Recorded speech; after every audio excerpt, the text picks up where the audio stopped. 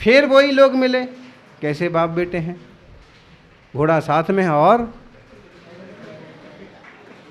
आप क्या करेंगी दुनिया के लिए? धर्म ध्यान के रास्ते को चुनो, श्रावक के धर्म को चुनो, किसी भी मार्ग को चुनो, तो हर जगह कुछ ना कुछ नुक्ताचीनी तो होती ही है।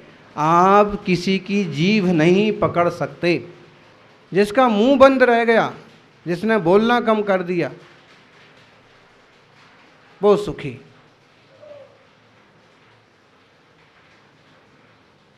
दुनिया की गारंटी हमारी नहीं है, हमारी गारंटी हमारी है। जितनी समझ पैदा हो तो साधना के मार्ग पर चलने का आनंद है। और अगर जीव के लिए, जीव कांड में एक आकार बताया है। जीव का आकार कैसा बताया है? खुरपा के आकार के। वहाँ खुरपा ही शब्द है, खोरुप पे, खुरपा, खुरापात करती रहती। इसलिए जीव को जीतें तो जीवन मंगलमय बने, अच्छा होगा। हम आचार्य श्री गुणधर स्वामी ना, गुणभद्र स्वामी की एक श्लोक को देखें।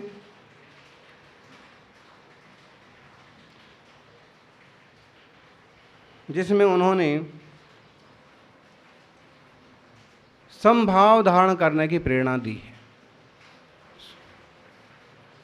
जंगल में जाओ, नदी किनारे जाओ, मंदिर में बैठ जाओ, कहीं भी बैठ जाओ, लेकिन जहाँ शांति हो वो सबसे अच्छा साधना स्थान कहलाता है। और अगर चित्त शांत ना हो तो फिर भाई मुश्किल है। तत्कृत्यं किमिहेन्द्रनैरिबुधनै रासाग्निसन्धुक्षणै सम्बन्धेन किमंग सस्वदशुभै सम्बन्धिभिर्बन्धुभिः किं मोहाहि महाबिलेन सदृशा देहेन गेहेन वा देहिन्या हि सुखाय ते समममुं मांगाह प्रमादम मुधाः। बहुत ही महत्वपूर्ण उपदेश है। हे भाई, तू व्यर्थ ही प्रमाद मत कर। मांगाह प्रमादम मुधा, व्यर्थ ही समय बर्बाद मत कर। सुखी होने के लिए समभाव को धारण कर। क्या कर? क्या करना है? समभाव, समममुम देहिन्यायी सुखायते समममुम। समभाव को धारण करो, समता भाव को धारण करो। कौन शत्रु, कौन मित्र, कौन सोना, कौन माटी है, सब पुद्गल की लीला ही तो है। समभाव को धारण कर। आशा रूपी अग्नि को प्रज्वलित करने के लिए ईंधन के समान धन से तुझे क्या फायदा? धन धन धन धन करते करते अंततः निधन ही तो होता है। और आशा ही आशा बढ़ती रहती है, और रिकॉर्ड बनाना है ऐसा, तो इससे कोई लाभ नहीं। हे मित्रा, निरंतर पाप उत्पन्न करने वाले इन बंधुओं और संबंधियों से ममत्व करने से तुझे क्या लाभ? देखो हैं, जितने ज़्यादा संयोग उतने ज़्यादा क्लेश। क्या लाभ है? हैं, कभी ये सरक गया, कभी वो सरक गया, कभी ये नाराज, कभी वो नाराज, कभी वो ज़रूरत से ज़्यादा खुश हो गया तो आफत, नाराज हो गया तो आफत। तो इससे क्या लाभ है? और महामोह रूपी सर्प के बिल के समान इस देह या घर से तुझे क्या लाभ? जिसमें मोह बढ़े। सुख की प्राप्ति के लिए तू केवल समभाव को धारण कर। सबके प्रति समता भाव, सब पदार्थों में समभाव।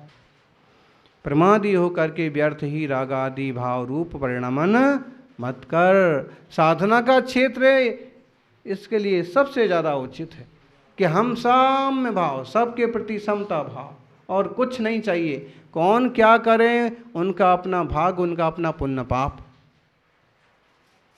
आश्रव बंध किसी को छोड़ता नहीं है। सुपरिणाम वालों को शुभ आश्रव बंध होता है और खोटा रखने वालों को खोटा होता है। हमारी कोई जिम्मेदारी नहीं है कि हम ही सुधारते फिरें सबको। कर्म सबको सुधार देता है। अच्छे अच्छे सम्राटों का धुआं निकल जाता है। फिर जरा जरा से चीज़ों का अहंकार करने वालों का तो क्या है। विचार करना, इस जीव को राग आदि भाव दुख के कारण हैं और एक संभाव ही सुख का कारण है। राग करोगे तो आश्रव बंध बढ़ेगा, द्वेष करोगे तो ही आश्रव बंध बढ़ेगा, संभाव रखोगे तो क्या होगा, शांति समता अभी सुख की प्राप्ति होगी। और परभव में भी जब हमारे किसी से राग द्वेष से संबंध ना होंगे तो परभव में भी हमारा कोई संबंध कहाँ आएगा। संबंधों का अभाव हो जाएगा और सिद्ध दशा की उपलब्धि होगी। हे मित्र, मित्र कहाँ है, हे भाई, ये परिवार संबंधी सब दुख के कारण हैं।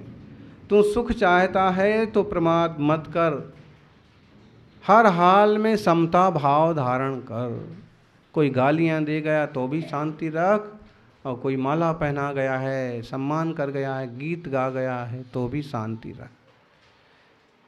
कोई बहुत अनुकूल है तो भी बहुत उछल मत, और कोई कितना प्रतिकूल हो जाए तो भी धैर्य रख, क्योंकि अनुकूलता प्रतिकूलता संयोग वियोग इसी का नाम संसार है। बोलो, आपको 1 करोड़ मिलेंगे तो आप क्या करोगे? और आपको मिलेंगे तो आप क्या करोगे? शोरूम बड़ा करोगे, ये नया खोल लेंगे। फिर देखो, अक्सर कर ये उत्तर होगा कि मुझे 1 लाख मिल जाएंगे, 1 करोड़ मिल जाएंगे तो मैं, जो थोड़ी धर्म बुद्धि वाला होगा तो धर्म में लगाऊंगा, ऐसा कुछ करूंगा, नहीं तो व्यापार बढ़ाऊंगा, फिर सुख से रहूंगा। अंत में क्या आएगा? ये सब करके सुख से रहूंगा।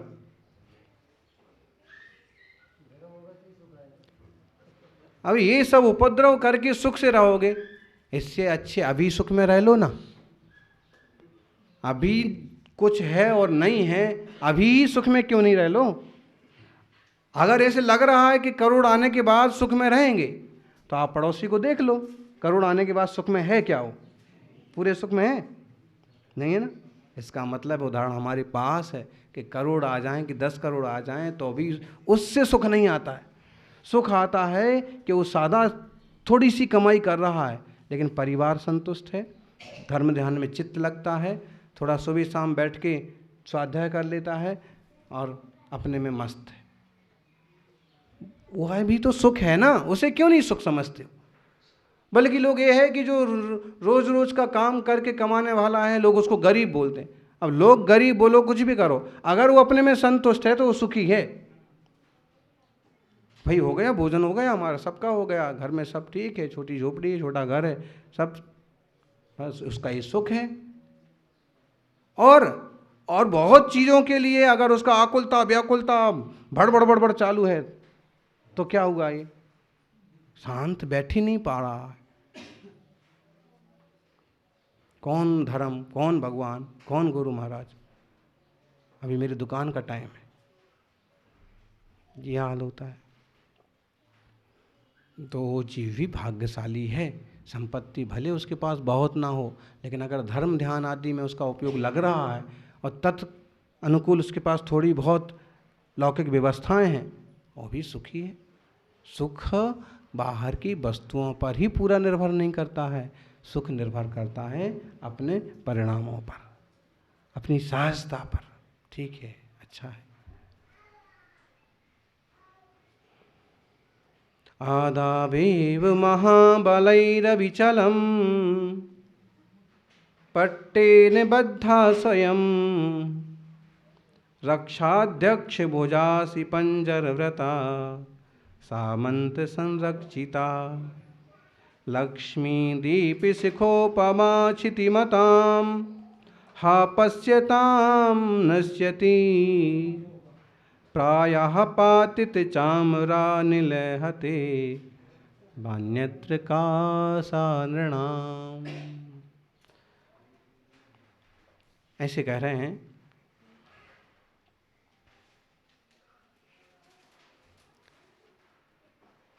राजा के दोनों तरफ चामर ढोरे जा रहे हैं,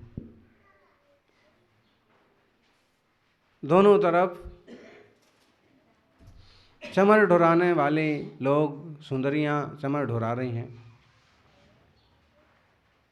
अपार जनसमूह है, मंत्री सेनापति सब अपनी जगह पर बैठे हुए हैं। बड़ा सारा राज्य है और ऐसे राज्य की राज संपत्ति भी देखते देखते बिजली के झमाके के समान गायब हो जाती। उदाहरण बता सकते हो? उदाहरण बता सकते हो? राज संपदा देखते देखते घंटे दो घंटे, दिन दो दिन में गायब हो जाती, खत्म हो जाती, भागना पड़ जाता है।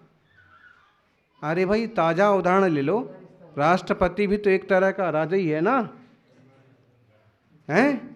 राष्ट्रपति भले वो बेईमान आदमी हेलीकॉप्टर में रुपए भर के ले गया हो, लेकिन अफगानिस्तान के राष्ट्रपति को भागना तो पड़ा। कहाँ गई सारी राज संपदा, कहाँ गए सारे सांसद, कहाँ गए सारे सेनापति, कहाँ गए सारे पुलिस, कहाँ गए सारे सैनिक, सब हो गए ना। तो पहले के राजाओं का क्या हाल होता था वो छोड़िए, अभी ताजा उदाहरण देख लीजिए। ऐसे बेईमान लोग भी होते हैं, राष्ट्रपति, मंत्री, राजा जनता को अनाथ की तरह छोड़ के और बेच करके भाग गए। अब कितने लोग मर रहे हैं, उनका किनका क्या हो रहा है। और एक वो सतयुग वो लोग हुआ करते थे कि जनता को अपने बच्चों के समान मानते थे। तो हाय हाय दीप शिखा के समान तथा ढुरते हुए चौरों के समान अति चंचल ये राज लक्ष्मी पवन के समान देखते देखते इधर से उधर हो जाती है। पानी के मेघ देखते देखते कहाँ से कहाँ चले जाते हैं। ऐसा यह सब कुछ चंचल है।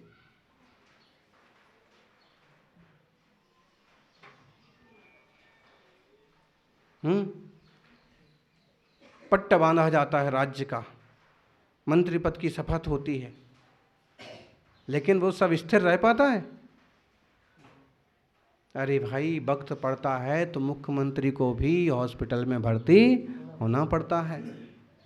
देह तो देह के ढंग से ही काम करता है साहब, कितनी सुरक्षा रहे, कितनी सुविधा रहे।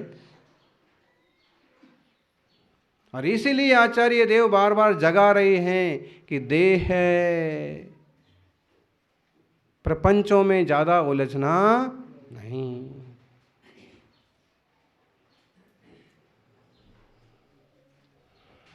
कितने मंत्र पढ़ लो, कितने धागा पहन लो, कितने तिलक लगवा लो, कितनी पूजाएं करवा लो,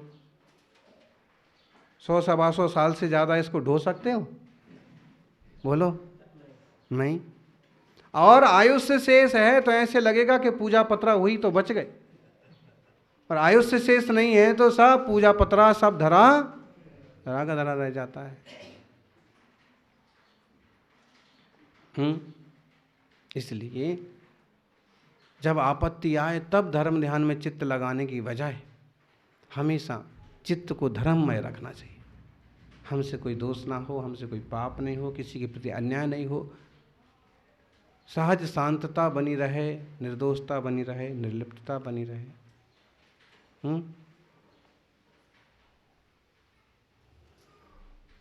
एक पुराना उदाहरण आता है काशी कौशल नरेश का, कि राजा कैसे होते थे। काशी नरेश उस समय बड़े आवेश में थे और कौशल नरेश को जीतना चाहते थे। कौशल मतलब समझ लीजिए अयोध्या का राज, काशी मतलब समझ लीजिए बनारस का राज। वो अपने अपने एक छोटे प्रदेश थे एक ज़माने में, और अनेक बार आक्रमण किया लेकिन जीते नहीं। एक बार ऐसा ज़बरदस्त हमला किया कि ज़बरदस्त युद्ध हुआ, कौशल नरेश को अपने प्राण बचा के भागना पड़ा, प्राण बचा करके। चूँकि राजा पीठ नहीं दिखाते हैं, लेकिन वैसा वैसा वक्त पड़ गया काशी नरेश ने कौशल पर कब्जा कर लिया, राज सिंहासन पर बैठ गए। उनके अपने चापलूस लोग वाहवाही करने लगे, लेकिन जनता कभी भी उसका जयकारा नहीं करती, किसी भी ढंग से उसका सम्मान नहीं करती। वो भी एक सहृदय ही था राजा, लेकिन कौशल के राजा जैसा नहीं था। तो उसने अन्याय करने की बजाय लोगों से पूछा कि ऐसा क्यों? तो लोगों ने कहा कि जो वो थे वो आप नहीं हैं, जो उनका सोच, उनकी प्रजा के प्रति वात्सल्यता। तो अभी राजा ने कहा राजा तो अब हम हैं, सब लाइन पर आ जाओगे। और फिर एक ऐसा विचार आया कि जब वो राजा ही ना रहेगा, कहाँ हैं जो खोज करके लाएगा उसे मुंह मांगा पुरस्कार दिया जाएगा। कोई खोज के नहीं ला पाया, और जो लोग जानते भी थे वो ये विचार करते थे कि जिनने हमें जीवन में इतना सुख मान सम्मान दिया, उनके लिए हम ऐसी गद्दारी और बेईमानी नहीं करेंगे। एक बार एक राहगीर आया और जंगल में कौशल नरेश, लंबी दाढ़ी हो गई थी एकदम। जब सुख संपत्ति के साधन कम हो जाते हैं तो हालत भी देखने जैसी हो जाती। तो उसने ऐसे ही पूछ लिया कि कौशल का रास्ता किधर जाता है? तो उनने कहा कि भाई कौशल में काम क्या है? तो वहाँ के राजा बहुत उदार हैं और मुझ पर बहुत बड़ी आपत्ति आई है, अगर मैं उनके पास जाऊँगा तो मुझे सहयोग मिलेगा और मेरा जीवन अच्छा हो जाएगा।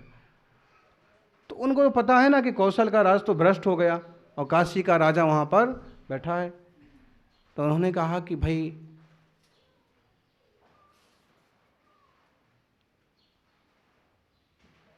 रास्ता तो मैं बता सकता हूँ।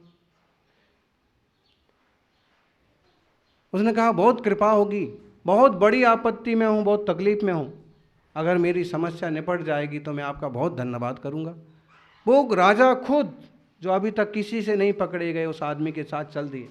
जब वहाँ दरबार में पहुँचते कुछ पुराने लोगों ने पहचान लिया कि ये हमारे राजा हैं, और फिर भी शांत बैठे रहे। और जब राजा काशी के सामने पहुँचे तो उस आदमी ने जो साथ में था वो कुछ मांगता तो काशी नरेश को जो देने वाले थोड़ी न। तो कौशल नरेश ने कहा कि देखो मैं कौशल नरेश हूँ और ये आदमी बहुत दुख दुविधा में है, इसको जो चाहिए वो आप प्रदान कर दो और मुझे मेरे साथ आपको जो करना है वो करो।